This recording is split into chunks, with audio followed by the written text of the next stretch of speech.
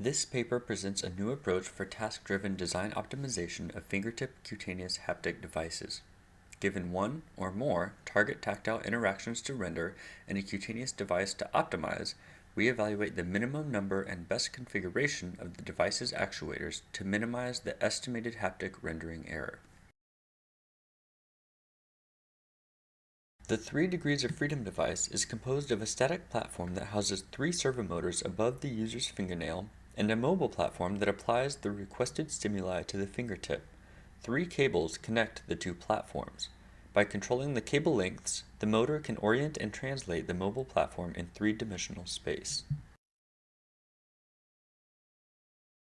The 6 degrees of freedom device is a parallel continuum manipulator, consisting of 6 parallel compliant legs that pass through a fixed base platform and attach to the distal platform. The end effector's pose can be controlled by independently adjusting the 6 leg lengths via 6 motors behind the base platform.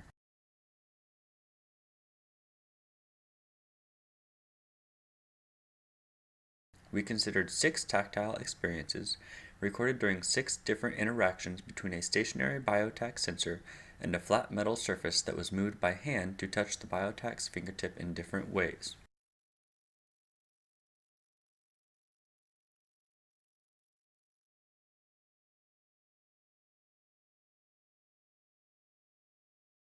First, we calculate the motion needed for the original cutaneous device to render the considered target interaction.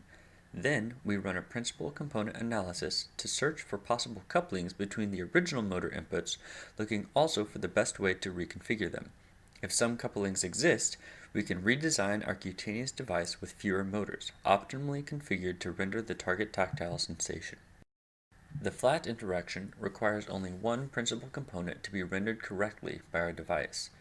This means that we could design a new cutaneous device with only one motor, and the coefficient of the first principal component can tell us how each cable should move relative to the motor. Here we show a possible design for this optimized device that weighs 54% less than the original 3DOF version. The tip-flat-tip interaction requires at least 2 principal components to be rendered correctly by our device.